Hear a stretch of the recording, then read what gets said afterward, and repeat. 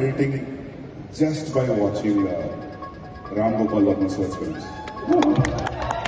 In this video, I will look at and analyze the debut, the peak and the downfall of one of India's most revolutionary directors who inspired directors like Sandeep Reddy Vanga and Anurag Kashyap, and is often credited with starting a movement of dark, gritty underworld films like Satya and horror movie genre like Darna Zaruri Hai or Darna Mana Hai and Bhoot. It's none other than Ram Gopal Verma. He's done probably more for our cinema than most people. He's given us a lot of talent. Firstly, I do like Ram Gopal Verma's horror movies. They perfectly capture and encapsulate the early 2000s era and have fun character dynamics that I rarely see in Indian cinema today. On top of that, the horror in these films is extremely campy.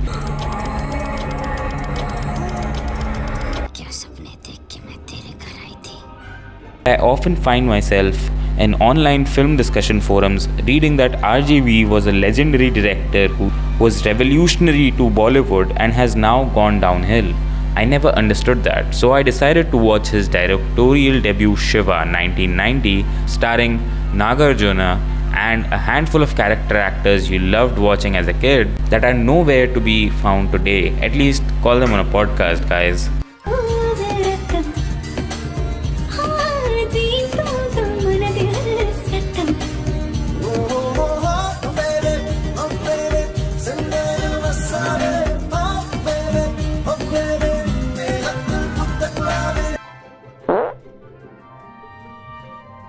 Shiva is about, you guessed it, Shiva, a college student who looks like a 35-year-old man.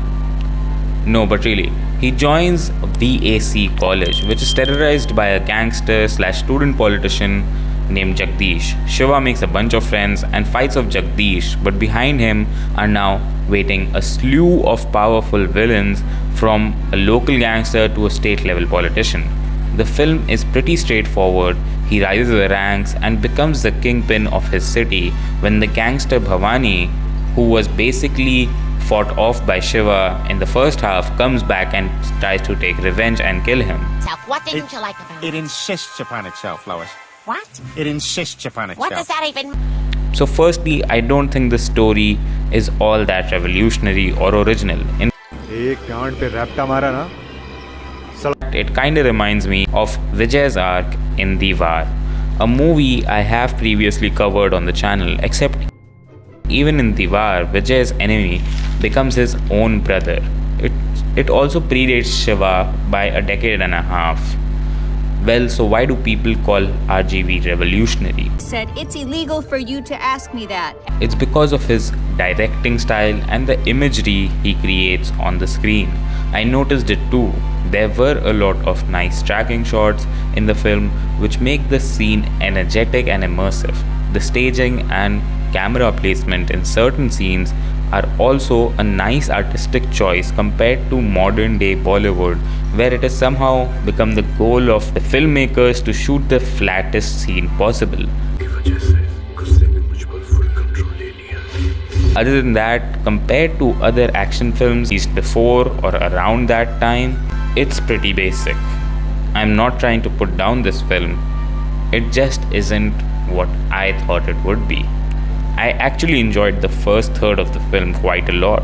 The college arc in the film really did capture to some extent how you look back at your college days, and the chemistry between Shiva and his friends, or the fighting and watching movie together, was pretty fun too. I especially liked Rajendra Nath Zutshi's character, Prakash. He was really charismatic and had quite an on-screen presence. Nagarjuna also played his role of a noble 90s hero perfectly. It is kind of funny that today's heroes are portrayed exactly like yesteryear's villains.